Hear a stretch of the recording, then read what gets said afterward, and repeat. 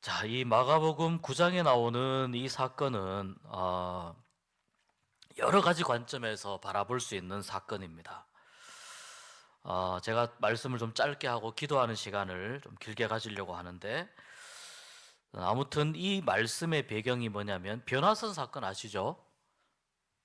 모르는 척하고 계시는데요. 변화선 사건 다 아시죠? 예수님과 세 명의 제자들이 산에 올라갔는데, 산에 올라갔을 때 놀라운 광경이 나타납니다. 예수님도 옷이 변하고, 그 성경에 보면 빨래하는 사람이 세상에서 그렇게 희게 빨래할 수 없을 만큼 깨끗한 모습의 그런 옷을 입었다. 흰 옷으로 바뀌었다. 그렇게 묘사하고 있습니다. 거기에 모세와 엘리야가 나타나서 구약 성경의 대표적인 인물이죠. 모세는 율법을 상징하는 분이고, 엘리야는 선지자를 상징하는 선지자의 대표적인 인물입니다. 함께 예수님과 이런저런 이야기를 나누는데, 베드로가 그 모습이 너무 보기 좋았나 봅니다. 잠시 이 산에 잠시 올라왔다는 사실을 잊어버리고 여기에 베드로가 예수님께 이야기합니다. 이 상황이 너무 좋사오니, 너무 여기 있는 것이 좋사오니 초막셋을 짓고 여기에 우리가 함께 살면 안 되겠습니까? 라고 예수님께 제안을 합니다. 네, 예수님께서는 그 제안을 거절하십니다. 거절하시면서 모세와 엘리야, 구약 성경에서의 모세와 엘리야가 사라지고 예수님이 빨리 산 아래로 내려가자 이렇게 말씀하시면서 이제 산 아래로 내려오면서 오늘 이 사건이 이제 이어지게 됩니다. 예수님이 산 위에 계시다는 것은 어떤 상징적인 의미가 있냐면 하나님의 영광을 맛본다라는 상징적인 의미가 있어요. 하나님의 영광을 맛본다. 아마도 하나님께서 천국의 모습이 이런 것일 수 있다라고 하는 것을 맛배기로 약간 보여주신 것 같습니다. 변화산에서 약간 보여주신 것 같고, 저렇게 바뀔 수 있겠구나, 변할 수 있겠구나, 나도 모르게 튀어나오는 소리예요.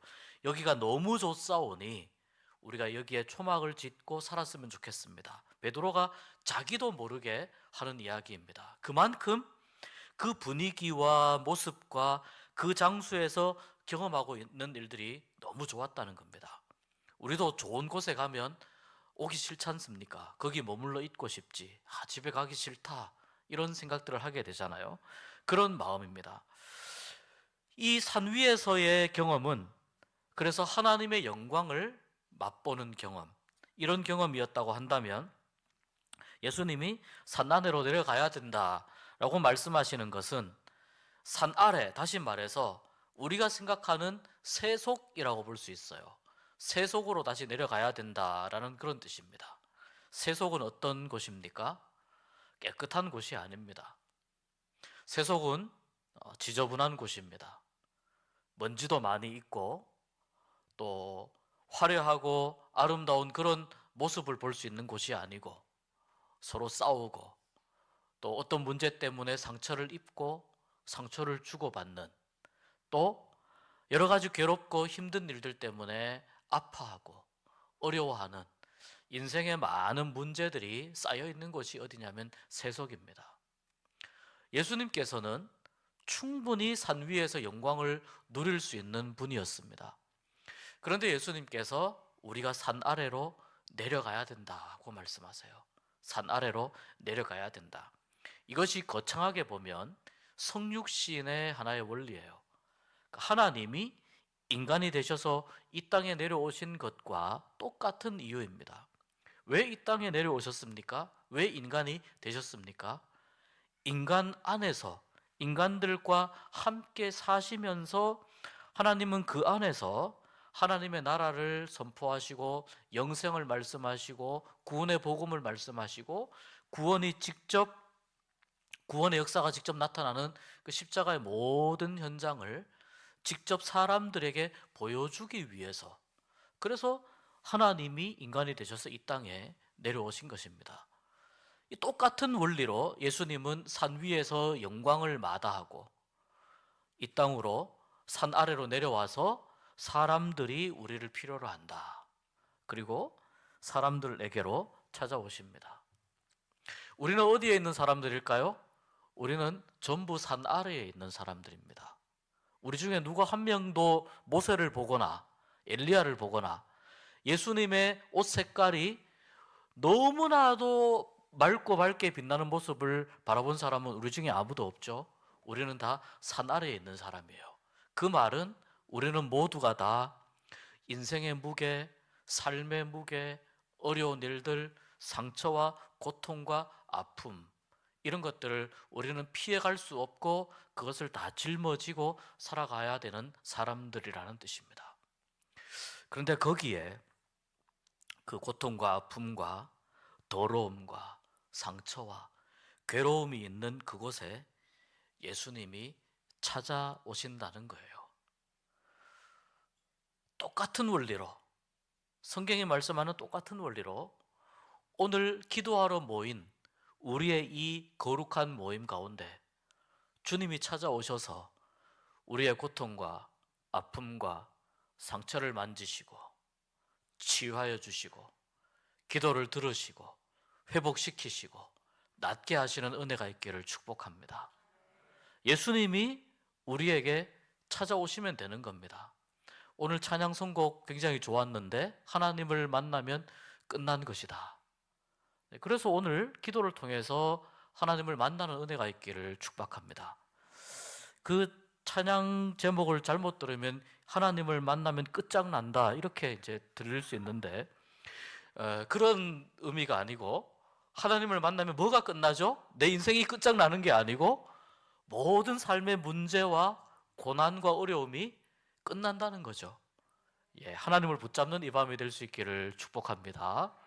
여러분의 고통이 끝장나는 밤이 될 수 있기를 축복합니다. 여러분의 괴로움이 끝나는 시간이 될 수 있기를 축복합니다. 자, 내려왔는데 대표적인 사람들이 가지는 가장 큰 고통 중에 하나의 고통, 한 종류의 고통을 예수님이 만납니다. 자녀 때문에 만나는 고통이에요. 자녀 때문에 겪을 수밖에 없는 부모의 고통을 만납니다.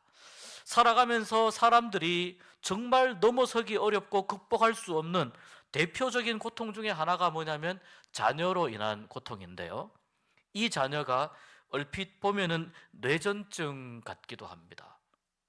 그런데 이 내용을 아들의 모습을 잘 읽어보니까 뇌전증 같은 증세가 있는데 동시에 여기에 귀신 들림의 그런 그 모습이 들어가 있습니다. 영적으로 붙잡혀 있는 거예요. 영적으로 이미 이 아이는 귀신의 손에 잡혀서 자기의 인생을 완전히 귀신의 손아귀에서 귀신이 장난치고 있을 만큼 그렇게 괴로운 상황으로 빠져 있는 것입니다.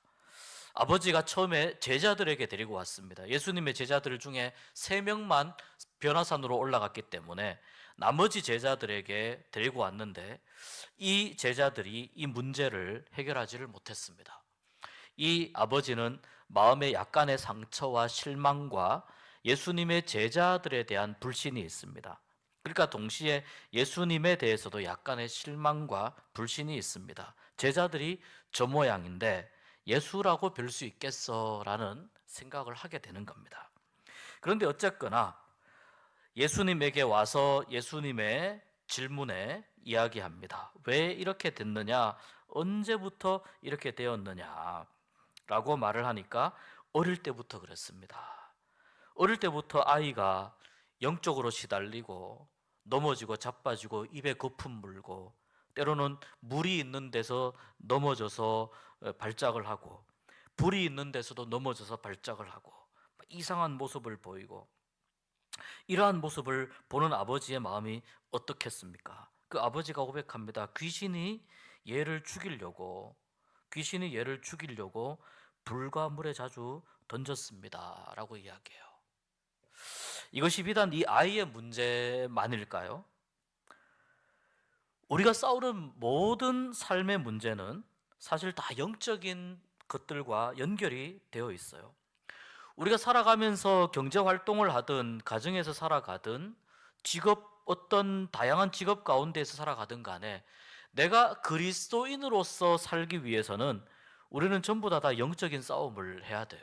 근데 그 영적인 싸움이 얼마나 두드러지게 나타나느냐, 그렇지 않느냐의 문제지, 우리는 모두가 다 영적인 싸움터 가운데 있어요. 근데 그 영적인 싸움의 실체는 무엇이냐면, 우리로 하여금 이 아이를 귀신이 죽이려고 불과 물에 던졌다고 말하는 아버지처럼, 이 영적인 싸움의 실체는 우리로 하여금 계속해서 우리를 죽음의 자리로 몰고 가는 거예요. 죽음의 자리가 무엇인지 아십니까, 여러분? 나는 안 죽었는데요? 그럴 수 있습니다. 죽음의 자리는 하나님으로부터 멀어지는 거예요. 하나님께로 가까워져야 되는데 하나님으로부터 자꾸 멀어지는 거예요. 내 신앙이 약해지고 내 마음속에 자꾸 다른 이야기가 들리고 다른 생각이 들리고 하나님으로부터 멀어지면 우리는 어디로 가는 겁니까? 생명의 자리로 가는 것이 아니고 죽음의 자리로 가는 거예요.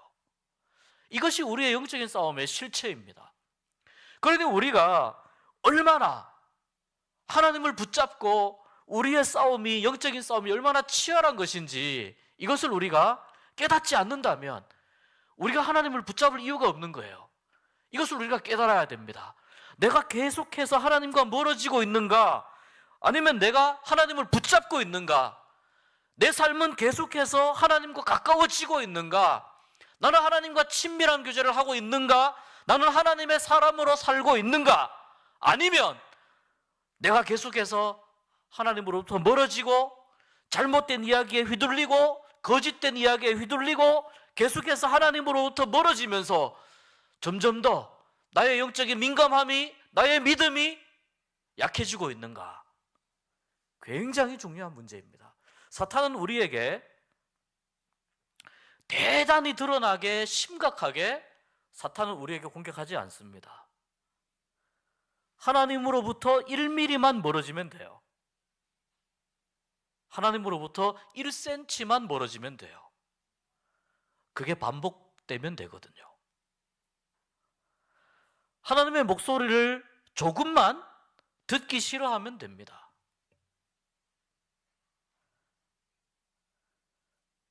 조금만 기도하면서 예배하면서 다른 생각이 들면 되는 거예요. 그렇게 심각하게 하지 않아요. 그러니까 이제 이런 이야기가 있지 않습니까? 마귀들이 이렇게 이제 기독교인들을, 어떻게 하면 기독교인들을 핍박할 수 있느냐 회의를 했는데, 한 마귀가 손을 딱 들고, 손을 들었는지 앞발을 들었는지 모르겠습니다. 아무튼 손을 들고 이 기독교인들을 고통 속에 몰아넣으면, 핍박을 하면 기독교인들이 예수님을 안 믿습니다. 대장 마귀가 그거 우리 이미 역사 속에서 다 해봤는데, 얘네들은 핍박을 하면 더 그 핍박 가운데에서 더 뜨겁게 기도하기 때문에 오히려 믿음이 살아나더라. 그거 별로 안 좋은 방법이다. 여러 가지 다양한 방법들을 이야기했는데 이 마귀들이 회의에서 마음에 드는 결론을 내리지 못했어요. 근데 저쪽 한쪽 구석에 쭈그러져 있던 아주 젊은 마귀가 나타나더니 저에게 한 가지 방법이 있습니다. 뭐냐? 이 기독교인들에게 열심히 교회 다니라고 하는 겁니다. 열심히 성경 읽으라고 하는 겁니다. 열심히 기도하라고 하는 겁니다. 열심히 찬송하라고 하는 거고, 열심히 하나님을 위해서 살아라, 그렇게 계속해서 따뜻하게 이야기해 주는 겁니다. 여기에 한마디를 덧붙여서 이야기하면 어떨까요? 그게 뭐냐? 처음엔 대장 마귀가 별로 기분이 안 좋았어요. 아니 뭐 저 따위 이야기를 하고 있어. 근데 이 마지막에 젊은 마귀가 한마디를 덧붙이면 됩니다. 그게 뭐냐? 열심히 찬송하고 열심히 예배드리고 열심히 기도하고 열심히 하나님께 부르짖고 그렇게 열심히 하라고 하는데 내일 하라고 하는 겁니다. 오늘 하지 말고 내일 하면 어때? 라고 사람들을 꼬이는 겁니다. 그러면 열심히 하려고 했다가 오늘은 제끼고 내일 하자. 그 다음날 또 어떻게 해요?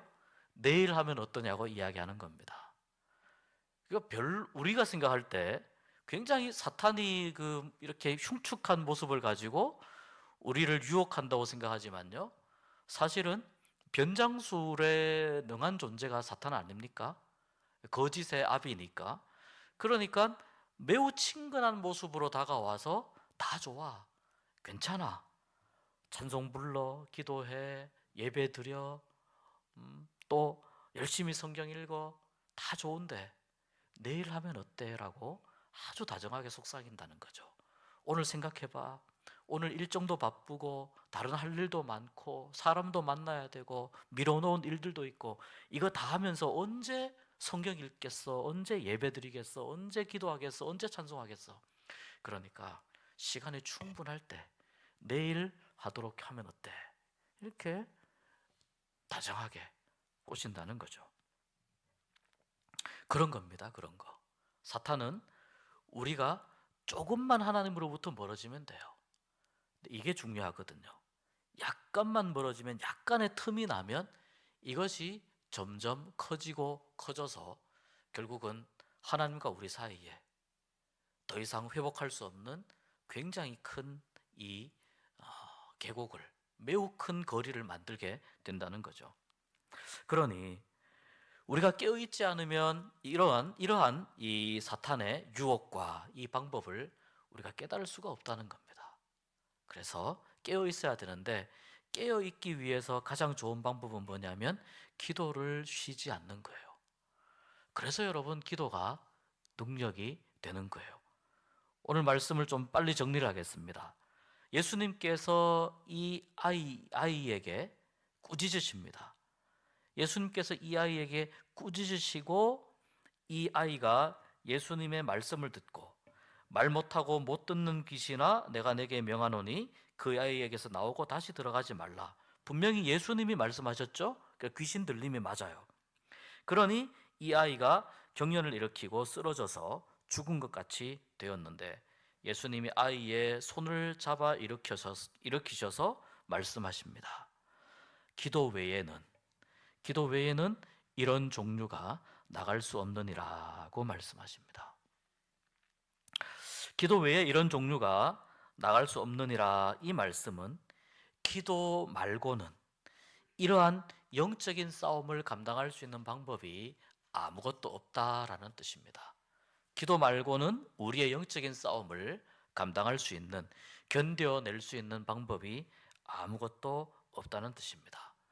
우리가 매일매일 살아가는 삶은 우리의 육신의 눈으로 보면 그냥 살아가는 삶인 것 같습니다.